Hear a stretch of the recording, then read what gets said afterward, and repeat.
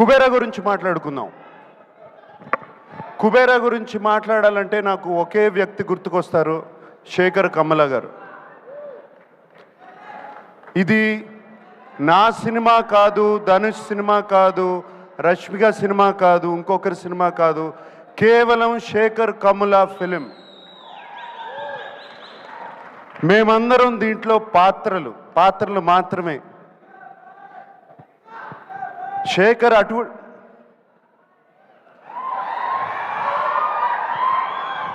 ఏరా డాన్స్ వేస్తున్నావు? రష్మిక అంటే బాగుంది కదా. ఓకే, శేఖర్ తన కంఫర్ట్ జోన్లోంచి బయటకు వచ్చి తీసిన సినిమా ఇది.